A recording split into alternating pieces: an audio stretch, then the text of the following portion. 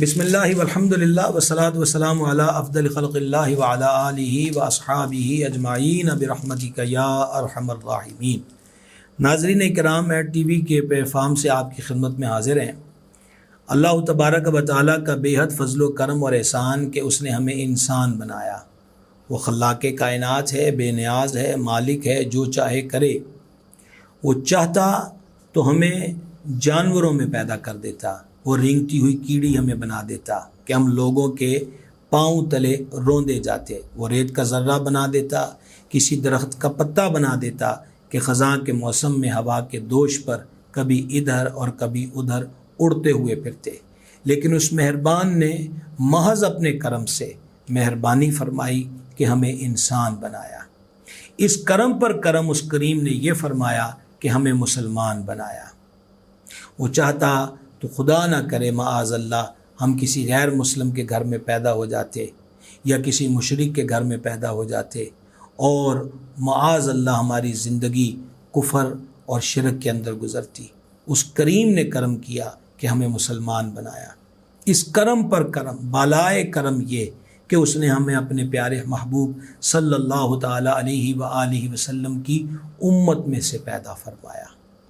یہ اتنی بڑی سعادت ہے کہ ساری زندگی ہم سجدہ شکر میں پڑے رہیں تو تب بھی حق تو یہ ہے کہ حق ادا نہ ہوا۔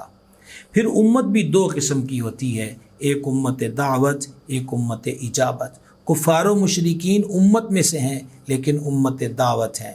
الحمدللہ ہم جن کو ایمان و اسلام کی دولت نصیب ہے، ہم امت ہیں، امت اجابت، کہ جن کو اللہ کریم نے ماننے کا شرف عطا فرمایا، ایمان کی دولت سے مزین اور منور فرمایا۔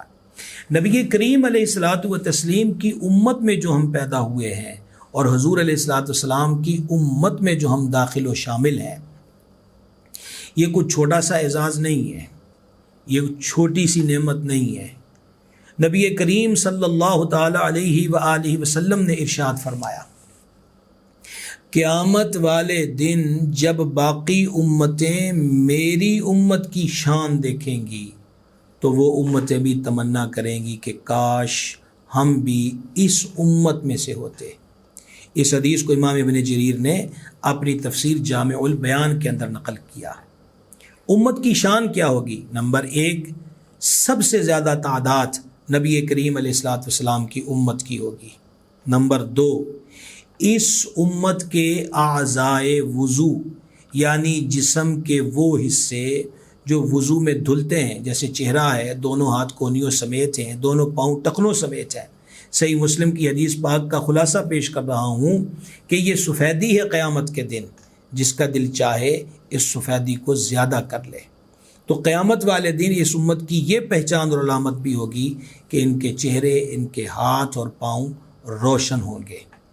پھر قیامت والے دن اس امت کا اعزاز یہ ظاہر ہوگا کہ جانے جہاں صلی اللہ تعالی علیہ وآلہ وسلم نے ارشاد فرمایا کہ قیامت والے دن کسی بھی امت کا کوئی بھی شخص اس وقت تک جنت میں داخل نہیں ہو سکتا جب تک کہ میری امت جنت میں داخل نہ ہو جائے۔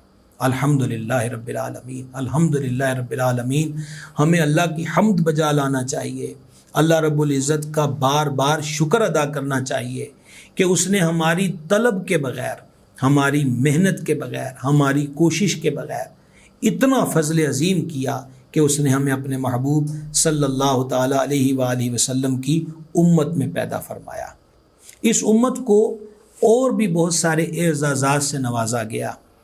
مثلا پچھلی امتوں کے لیے ایک عبادت گاہ ہوتی تھی، علاقے بھر کے لوگ، موسم خواہ کیسا ہو، آنے جانے میں خواہ کیسی ہی دقت ہو، وہ مخصوص ٹائم میں جو ان شریعتوں میں عبادت مقرر تھی، وہ اپنے گھروں سے نکل کر فاصلوں کو طے کر کے صرف اور صرف اسی جگہ پر عبادت کر سکتے تھے۔ اس امت پہ کرم کیا ہوا؟ صحیح بخاری کی حدیث ہے، نبی پاک علیہ الصلوۃ والسلام نے فرمایا، میرے رب کریم جل شانہ نے مجھے 5 چیزیں ایسی عطا فرمائی ہیں جو مجھ سے پہلے کسی نبی کو عطا نہیں فرمائیں۔ ان 5 میں سے ایک یہ ہے کہ رب تعالیٰ نے روئے زمین کو میرے لیے مسجد بنا دیا اور پاک کرنے کا آلہ بنا دیا۔ پاک کرنے کا آلہ بنا دیا سے مراد یہ ہے کہ تیمم جو ہے وہ بھی صرف اس امت کا اعزاز ہے۔ اس امت کو تیمم کی دولت ملی، باقی پچھلی امتوں میں پاکی حاصل کرنے کا ذریعہ جو تھا وہ پانی ہی تھا۔ اس امت کی باری آئی، کہا اگر تمہیں 1 میل دائیں، 1 میل بائیں، 1 میل آگے، 1 میل پیچھے پانی نہیں مل رہا، تم بے وضو ہو یا بے غسلے ہو اور نماز کا وقت ہوا چاہتا ہے، تو مٹی سے تیمم کر کے نماز پڑھو، تمہارا رب تعالیٰ تمہاری نمازوں کو قبول فرمائے گا۔ یہ شرف بھی صرف اسی امت کو حاصل ہوا ہے۔ پھر اس امت پر یہ کرم کیا گیا کہ پچھلی امتوں کے لیے صدقات و زکوٰۃ کا کھانا یا قربانی کا جو گوشت ہوتا تھا اس کا کھانا، اس کی اجازت نہ تھی۔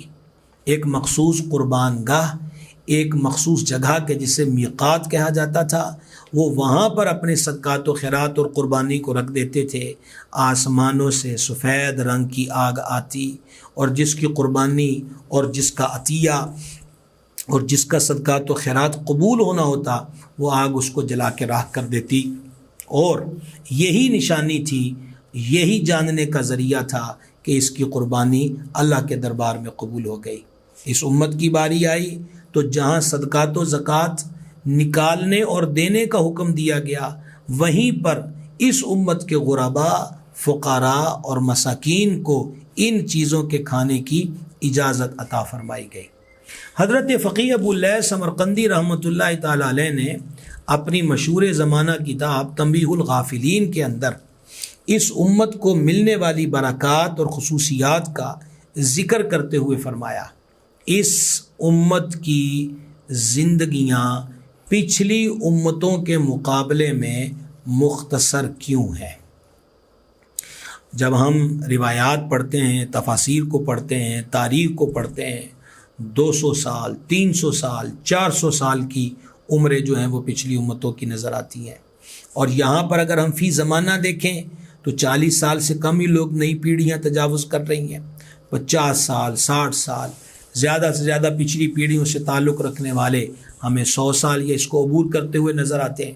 حضرت فقیہ علیہ رحمت نے لکھا کہ اللہ جل شانہ نے اس امت کی زندگیوں کو مختصر اس لیے رکھا تاکہ ان کے گناہ زیادہ نہ ہوں، ان کے کندھوں پر طویل مدت کی وجہ سے کثیر گناہوں کا بوجھ نہ آئے، اور یہ اس مختصر مدت کے اندر زیادہ سے زیادہ نیکیاں جمع کر سکیں۔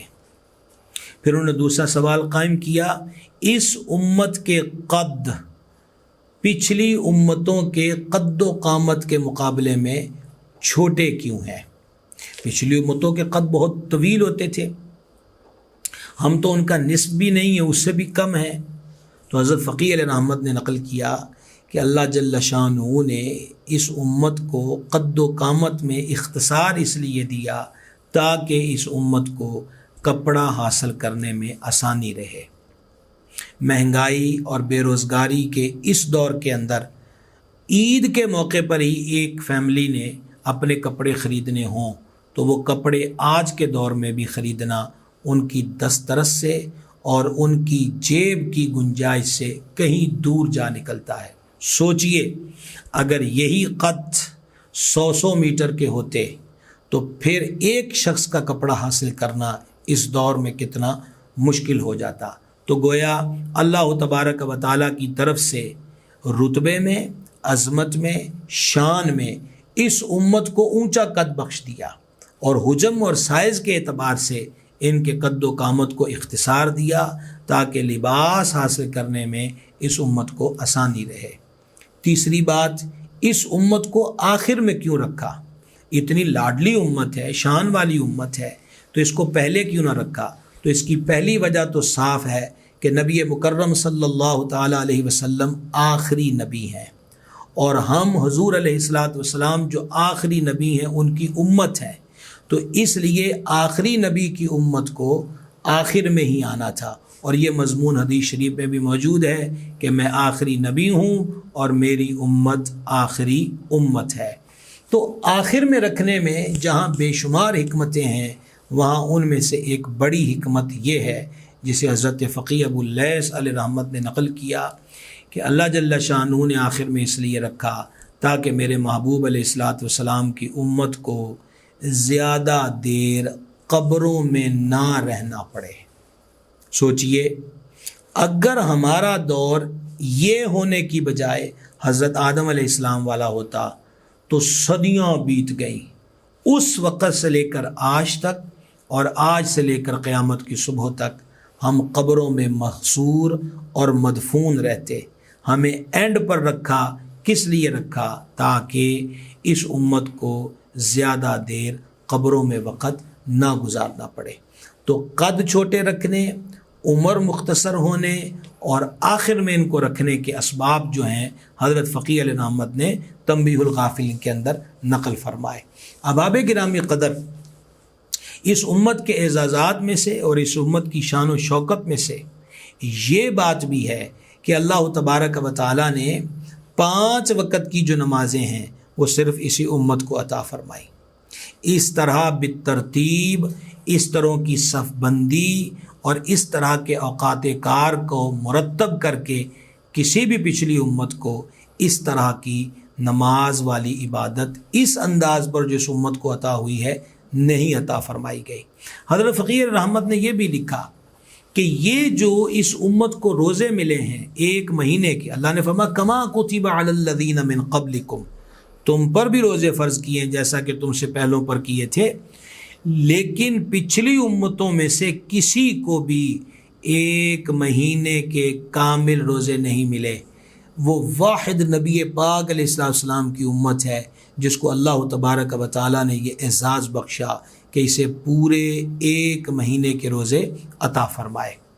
شب قدر، شب براعت، شب قدر جیسی عظیم رات بھی صرف اس امت کو عطا ہوئی ہے، پچھلی امتوں میں سے کسی کو شب قدر جیسی بخشش اور رحمت سے بھرپور رات عطا نہیں فرمائی گئی۔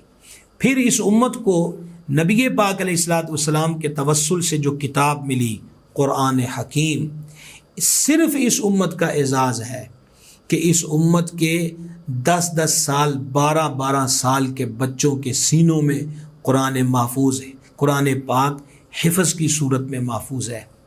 پچھلی کتابیں تورات زبور انجیل ہو یا مختلف صحائف جو اللہ کے نبیوں پر نازل ہوئے، اس کی کچھ آیتیں، کچھ حصے امتیوں کو حفظ ہوتے تھے، لیکن مکمل کتاب صرف اور صرف اسی نبی کو ہوتی تھی جن پر وہ نازل ہوتی تھی۔ یہ اعزاز اللہ نے اس امت کو بخشا کہ بچے بچے کے سینے میں قرآن پاک کا نور نظر آتا ہے۔ اسی طریقہ کے ساتھ پچھلی امتوں کو کتابیں ملیں، صحیفے ملے، لیکن ان کی حفاظت، ان کی نشر و اشاعت کی ذمہ داری امت کے کاندھے پر ڈالی گئی۔ لیکن جب اس امت کو یہ ستھری کتاب جو شک و شبہ سے پاک ہے، جو اللہ کے دربار سے نازل ہوئی، جو خالصتاً اللہ کا کلام ہے، مالک نے اس کو نازل کیا اور ساتھ ہی ساتھ فرما دیا کہ اس کو نازل بھی ہم نے کیا ہے اور اس کی حفاظت بھی ہم ہی کریں گے۔ حج کی جو صورت ہے، حج کی جو فضیلت ہے، حج کے جو ارکان ہیں، یہ خصوصیت اور خاصیت بھی اسی امت کو عطا ہوئی، پچھلی امتوں میں کسی کو یہ نعمت حاصل نہ تھی۔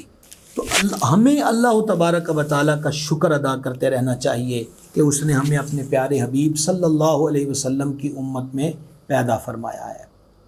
اور پھر نبی بھی وہ کہ سب سے اولا و اعلیٰ ہمارا نبی، سب سے بالا و والا ہمارا نبی دنیا میں تشریف لائے۔ ربی حبلی امتی، میرے رب میری امت میرے حوالے کر دے۔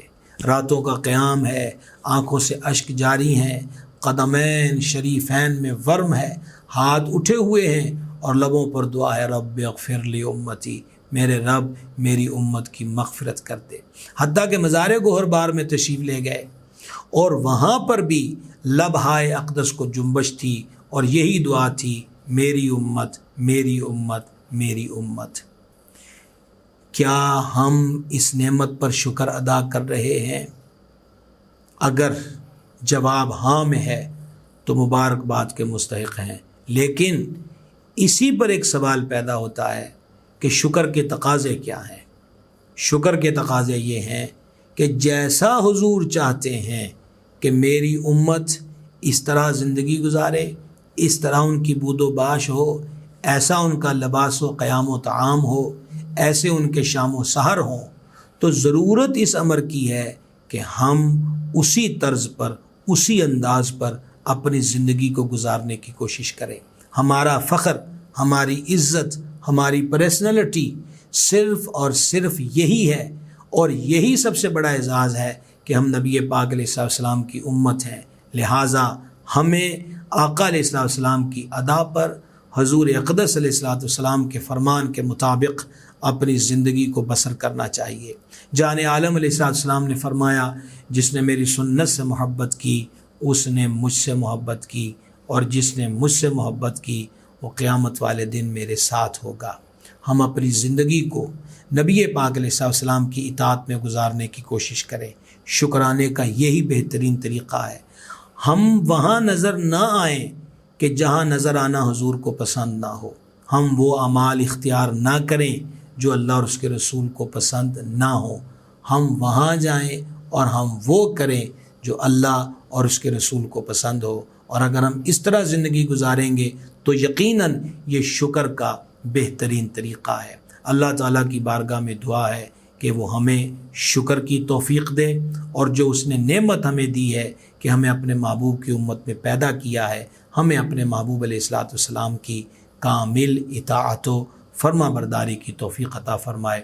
انشاءاللہ اگلی نشست میں ایک نئے عنوان کے ساتھ مصروف گفتگو ہوں گے۔ تب تک کے لیے اجازت، وما علینا الا البلاغ المبین۔